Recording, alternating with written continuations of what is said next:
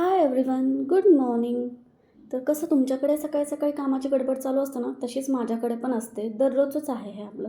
पण कसं आहे ना, हे सगळं काम सकाळचं क्लिनिंग करायला ना कमीत कमी 1-1.5 तास लागत असतील आणि हे सगळं तुमच्याबरोबर एडिट करून मला फक्त 1 ते दीड मिनिटाचा व्हिडिओ तुम्हाला दाखवावा लागतो आहे. पण ठीक आहे, आपल्या एवढ्याने म्हणजे एवढं जरी आपण केलं तरी समोरचा माणूस नाही का त्याला एक मोटिवेशन मिळतं आणि एक एनर्जी मिळते, एक किक मिळते आणि मग तो माणूस पण त्याचं काम पटकन करू शकतो. एवढं जरी झालं तरी ठीक आहे.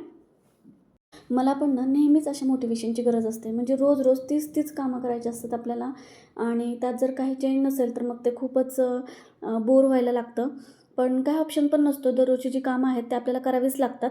म्हणून मग मी काय करते, की दररोजच्या कामामध्ये ना थोडंफार काहीतरी वेगळं करायचं ट्राय करते किंवा मग एखाद्या दिवशी गाणी वगैरे ऐकत काम करायचं ट्राय करते.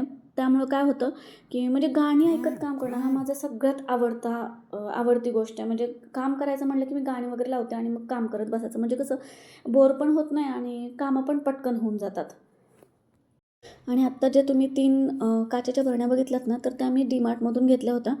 तर मला ना असं थोडंसं बोर होत असेल, तर त्यावेळेस आवडीचं काम करायला खूप आवडतं, ज्यामध्ये ना किचन डेकोरेट येतं. तर मग मी त्यावेळेस ना त्या काचेच्या बरण्या वगैरे त्यामध्ये ह्यात हे भर, त्यात ते भर किंवा ते कसं अरेंज करायचं, अशा गोष्टी मी करत बसते. आणि त्यानंतर मी आमचा नाश्ता करायला घेतला, तर त्यामध्ये मी बनवले होते आज फ्लावरचे पराठे.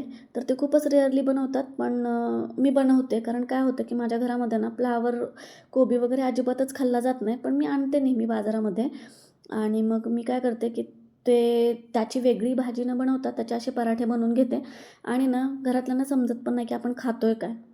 आणि घरामध्ये ना आपल्याला अशाच नवीन-नवीन ट्रिक ना नेहमी वापराव्या लागतात. सो भेटूया आता नेक्स्ट व्लॉगमध्ये. बाय.